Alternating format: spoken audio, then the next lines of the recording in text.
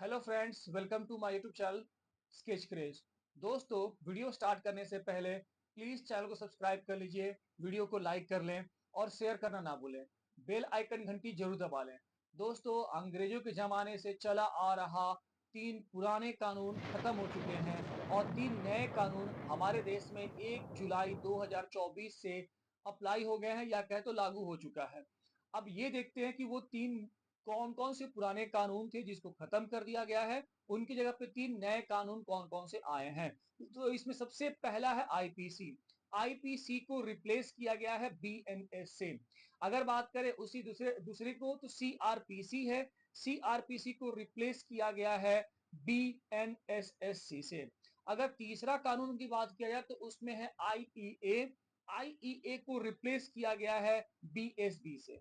अब इन तीनों में समझते हैं कि कौन से नए कानून को जोड़ा गया है, किस कानून को या कहे तो किस एक्ट को हटाया गया है, या किस में थोड़ी बहुत परिवर्तन हुई है। तो इसमें सबसे पहले बात करेंगे आईपीसी को। तो देखो, आईपीसी इसका मतलब इंडियन पिनल कोड को रिप्लेस किया गया है बीएनएस से। बीएनएस का मतलब होता है भारतीय न्याय संहिता से रिप्लेस किया गया है। पहले ये समझते हैं कि आईपीसी में क्या था, कितने पुरानी लॉ थी। देखो, आईपीसी हमारे देश में 160 सालों से रूल करते हुए आ रही है, या कहे तो हमारे देश में 160 सालों से इस लॉ को अप्लाई किया गया, लागू है, चलता आ रहा है। ये पहली बार हमारे देश में 1860 में अप्लाई किया गया था या लागू किया गया था, जो अब तक 2024 1 जुलाई से पहले तक हमारे देश में लागू था। बट इसे अब समाप्त कर दिया गया है। अब इसमें थोड़ी बहुत परिवर्तन की गई है। तो देखते हैं कि क्या परिवर्तन किया गया है, किस एक्ट को हटाया गया है और कौन कौन से नए एक्ट को यहां पर जोड़ा गया है आईपीसी में। तो इसमें सबसे पहला है डिसिटफुल प्रॉमिस टू मैरिज। जी हाँ, डिसिटफुल प्रॉमिस टू मैरिज का मतलब होता है कि अगर आप देखो, ये बहुत सारे केसेस देखने को मिलते थे कि झूठे शादी का वादा करने का, या नौकरी में प्रमोशन करने की बात होती है, लालच करने की बात होती है। ऐसे कंडीशन में क्या करते थे लोग कि महिलाओं से लोग फायदा उठाते थे। फायदा उठाने का मतलब कि उनके साथ शारीरिक संबंध बनाते थे, जिसको लेकर के पहले कोई कानून नहीं था, लेकिन अब कानून बन गया है कि अगर आप किसी महिला से झूठा वादा करते हो कि मैं तुमसे शादी करूंगा और फिजिकल रिलेशन में हो, या ये कहा जाए कि मैं तुम नौकरी कर रही हो मेरे पास, मैं तुम्हारे पद को इंक्रीज कर दूंगा, तुमको हायर पोस्ट दूंगा, तुम मेरे साथ फिजिकल कांटेक्ट में रहो, या और भी बहुत सारे लालच देकर के पैसे के बल पर, इन सब केसेस में अगर आप किसी महिला के साथ ऐसा शारीरिक संबंध बनाते हैं और वो महिला आपके खिलाफ केस दर्ज कराती है, तो अब उसका केस दर्ज होगा। और वो कानून अब नया बन गया है, जो अब बीएनएस के तहत आएगा। इसमें सजा का प्रावधान क्या है, तो इसमें अगर आप दोषी पाए गए तो 10 साल तक की सजा होगी। अगली देखने को मिला है मॉब लिंचिंग की। हाँ, देखो, मॉब लिंचिंग के बारे में देश में बहुत सारी घटनाएं देखने को मिली है कि कोई भी धर्म के आधार पर, जाति के आधार पर उसको पीट दिया। मतलब कहा जाए तो धर्म के आधार पर, जात के आधार पर उसको पीटने का अब कानून अपने हाथ में लेना, जिसके चलते बहुत सारे देश में हंगामा भी मचा था, मुस्लिमों को लेकर के और भी अल्पसंख्यकों को लेकर के। इन सब केसेस में बहुत सारे देखने को मिला था। 2018 में बकायदा सुप्रीम कोर्ट ने सरकार को फटकार लगाते हुए कहा था कि इस पर कोई ठोस कदम उठाए। तो एक तरीके से कहा जाए कि अगर इस बार मॉब लिंचिंग को लेकर के सरकार ने कानून बनाया है, तो कहीं ना कहीं 2018 में जो सुप्रीम कोर्ट ने सरकार को फटकार लगाई थी, उसके मद्देनजर रखते हुए इस बार सरकार ने मॉब लिंचिंग पर भी कानून बनाया है कि आप किसी भी नस्ल, जाति या समुदाय के आधार पर हत्या अपराध में शामिल अगर होते हो या आपको शामिल पाया जाता है, तो इस पर आप पर अब केस दर्ज होंगे।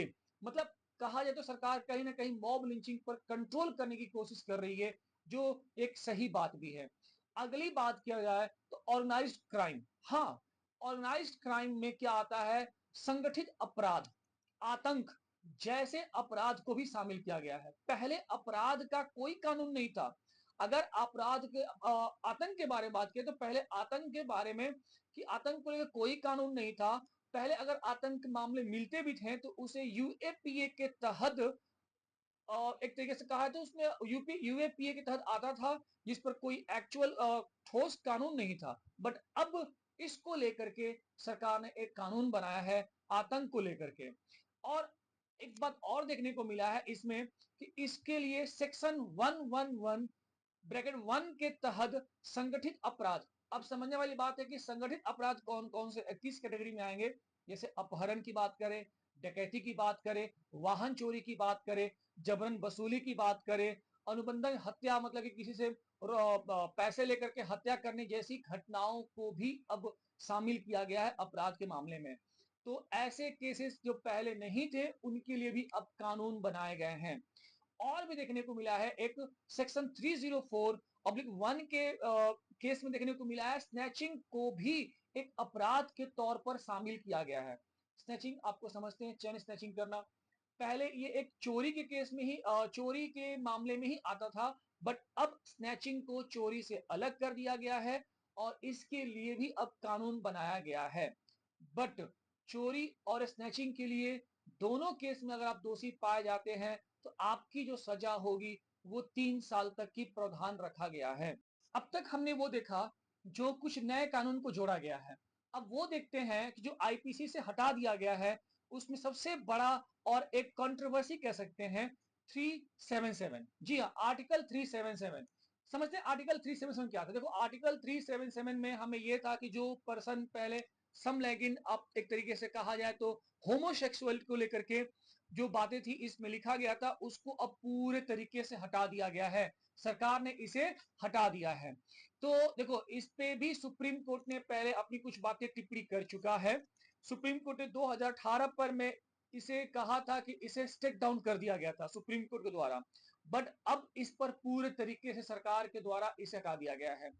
एक तरीके से कहा जाए तो ये कानून कहीं ना कहीं जैसे मैंने कहा कंट्रोवर्सी है। रीजन ये है कि आर्टिकल 377 में एक महिलाओं को राइट मिलता था जो अब खत्म हो चुका है। वो राइट ये था कि अगर मान लो हस्बैंड वाइफ है और महिला को फिजिकल होने का मन नहीं है तो हस्बैंड उस पर जबरन अपना दबाव नहीं डाल सकता था, लेकिन अब ऐसा हो सकता है क्योंकि 377 को हटा दिया गया है। अगर महिला को शारीरिक संबंध बनाने का मन नहीं है अपने हस्बैंड के साथ, लेकिन अगर हस्बैंड जोर जबरदस्ती करता है तो अब उसको लेकर के महिला कोई केस दर्ज नहीं करा सकती है, जबकि पहले ऐसा था। तो ये केस कहीं ना कहीं जो आर्टिकल 377 हटाने की बात सरकार ने ऐसा डिसीजन लिया है तो एक महिलाओं के मद्देनजर देखते हुए कंट्रोवर्सी है। और मेरी अपनी एक राय है कि इस पे सरकार को पुनः विचार करना चाहिए, क्योंकि एक किसी ना किसी इंसान के आत्मनिर्भरता या कहे तो आत्म डिसीजन को आपने कंट्रोल कर दिया है जो सही नहीं है। मेरे पॉइंट ऑफ व्यू से सरकार को इस पे पुनः विचार करना चाहिए और एक बीच का रास्ता निकाल करके इसे पुनः लागू करना चाहिए। क्योंकि इससे पता क्या होगा, इससे ये होगा ना कि अगर हस्बैंड वाइफ है, जैसे कि मैंने बताया वाइफ को अगर शारीरिक संबंध बनाने का मन नहीं है तो हस्बैंड दबाव देगा, इसको लेकर के वो टॉर्चर भी कर सकता है और ये कहीं ना कहीं समाज में एक गलत मैसेज जाएगा। तो कानून अगर कोई बनता है या कहीं कोई खत्म किया तो वो ये देख करके क्या हमारे समाज में उसका इम्पैक्ट पड़ने वाला है। तो मैं अमित शाह जी से बस यही आग्रह करूंगा कि इस पर प्लीज आप एक बार सोचिए और आर्टिकल 377 को आप दोबारा अप्लाई करें, कोशिश कीजिए कुछ शब्दों को जोड़ करके या कुछ शब्दों को हटा करके। बट क्योंकि ये महिलाओं के हक में एक था बात, उसको लेकर के आपने थोड़ी बहुत निराशाजनक देखने को मिलेगा महिलाओं के लिए। आप महिलाओं के द्वारा आपके पक्ष में, तो यही आग्रह है कि इसको लेकर के आप पुनः विचार करें।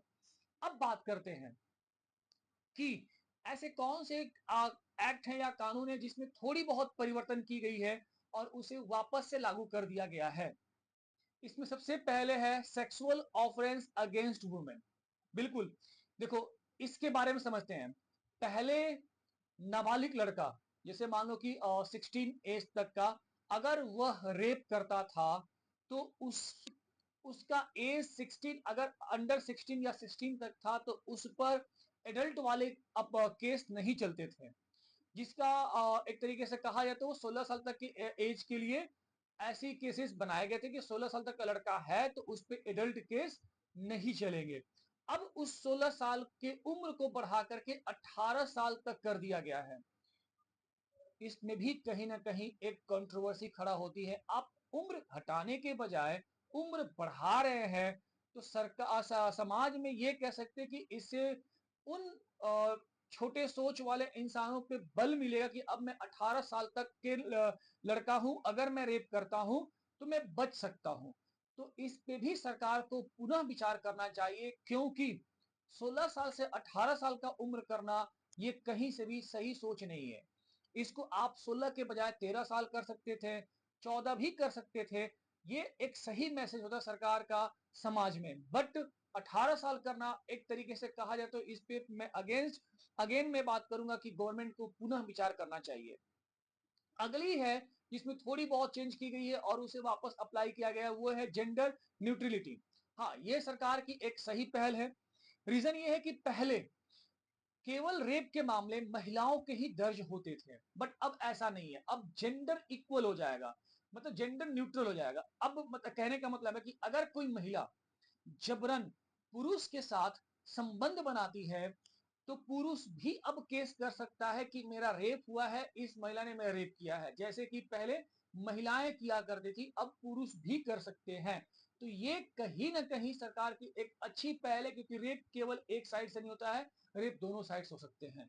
बहुत सारे ऐसे दुनिया में केस देखने को मिले हैं जो कि ये क्लियर दिखाता है कि कुछ महिला लड़के को या किसी मर्द को अपने गिरफ्त में लेकर के उनके साथ इतने दिनों तक फिजिकल कांटेक्ट में रही। तो इसको रोकने के लिए एक कानून बनाया गया जो सरकार की एक अच्छी पहल है।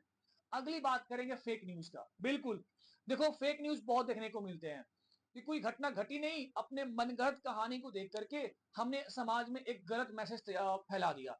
इसको भी रोकने के लिए सरकार ने अब कानून को रिन्यू किया है और ये सही भी पहल है। अगली बात करेंगे सेडिशन की। जी हाँ, सेडिशन मीन्स राजद्रोह। देखो, इसे तो अब हटा दिया गया है राजद्रोह को, मतलब राजद्रोह को हटा करके अब अप्लाई कर दिया गया देशद्रोह। बट पहले समझते राजद्रोह एक्चुअल में था क्या। तो राजद्रोह का मतलब यह था कि आईपीसी सेक्शन 124 ए के तहत अगर आप इलेक्टेड सरकार, मतलब जो सरकार गवर्नमेंट अपने सेंट्रल में है, अगर आप उसके खिलाफ बोलते हैं तो आप पर राजद्रोह का केस चलेगा। बट अब ऐसा नहीं है, क्योंकि इसे हटा दिया गया है। अब बीएनएस के तहत देखा जाए तो आप इलेक्टेड गवर्नमेंट के खिलाफ तो बोल सकते हैं, आप उन पे उनकी कमियों के बारे में बता सकते हैं, उन पे आप टिप्पणी कर सकते हैं, ये आपको आजादी मिलेगी।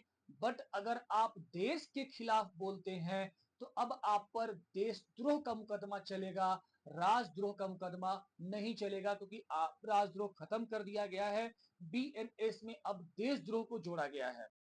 इवन हमारे होम मिनिस्टर अमित शाह जी ने पार्लियामेंट में बोला है, क्या बोला है कि we are free country, now nobody will have to go jail for criticising individual, but no one can speak against country.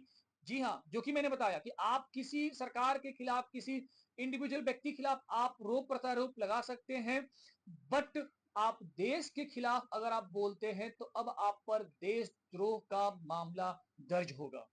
देखो, पहले आईपीसी के तहत राजद्रोह में जब गिरफ्तारी होती थी किसी व्यक्ति की संदेह के आधार पर, या कहा जाता है कि एक तरीके से उस पर शक है, उसके आधार पर अगर उसे पुलिस गिरफ्तार करती थी तो पुलिस रिमांड में अपने पास उस व्यक्ति को 15 डेज के लिए, 15 दिनों के लिए रखती थी, जिसे अब बढ़ा करके 90 दिन कर दिया गया है। और इसको लेकर के देश में भी हंगामा मचा हुआ है कि आप 90 डेज क्यों कर दिए हैं।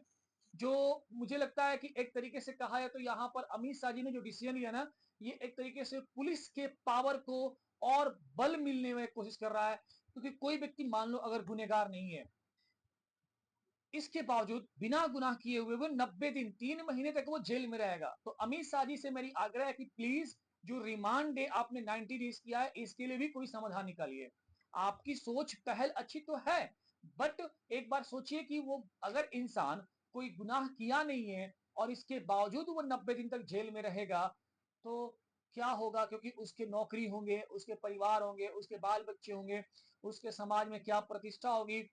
अगर वो दोषी नहीं पाया जाता है तो वो सारी चीजें वो खत्म, लॉस हो जाएगा उसका, या कहे तो खत्म हो जाएगा। तो इसके लिए मेरी अमित शाह जी से यही आग्रह है कि प्लीज जो आपने 90 डेज का डिसीजन लिया है, इस पर एक बार पुनः विचार करके आप इसे रिन्यू करके लागू कर दीजिए।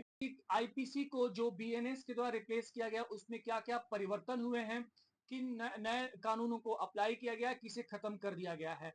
अब देखते हैं सीआरपीसी को बीएनएसएस के द्वारा रिप्लेस किया गया है। सीआरपीसी मतलब क्रिमिनल प्रोसीजर कोड को रिप्लेस किया गया है बीएनएसएस से, मतलब भारतीय नागरिक सुरक्षा संहिता। तो पहले समझते हैं कि सीआरपीसी है क्या, इसमें क्या आपको देखने को मिला था। देखो सीआरपीसी 1973 से देश में लागू है, ठीक है। जो इसमें अब तक ये दिखाया गया है कि सीआरपीसी में कि पुलिस किसी भी पर्सन को किसी भी क्राइम को लेकर के हो सकता है कि क्राइम के आधार पर अगर उसे अरेस्ट करती है और उस अरेस्टेड पर्सन को कोर्ट ले जाने में जो प्रोसीजर को फॉलो करती है वो सीआरपीसी के तहत होता है। चाहे वो प्रोसीजर एफआईआर की हो, चाहे वो प्रोसीजर अरेस्ट वारंट की हो, अरेस्ट की हो, ये सारे पहले सीआरपीसी के तहत होते थे, बट अब ये बीएनएसएस के तहत होगा। अब देखते हैं कि इसमें क्या क्या नए चीजों को जोड़ा गया है। तो इसमें पहला है डिटेंशन ऑफ अंडर ट्रायल। हाँ, पहले सीआरपीसी संहिता में पहले सीआरपीसी में क्या होता था कि अगर कोई व्यक्ति संगीन अपराध का मतलब काफी ज्यादा बड़ा क्राइम करके बैठा हुआ है, जैसे हत्या, रेप, देशद्रोह जैसे गुनाह में अगर वो शामिल है और उसे सजा के तौर पर उम्र कैद या फांसी की सजा या और कोई बड़ी सजा मिली है और उस सजा के दौरान अच्छा व्यवहार अगर वो करता है तो उस व्यक्ति को बरी कर दिया जा रहा था। बट अब ऐसा नहीं होगा, अब आपको पूरी सजा काटनी पड़ेगी। अगर आपको फांसी की सजा मिली है तो आपकी फांसी लगेगी, फांसी होगी, चाहे आपका व्यवहार अच्छा हो या ना हो।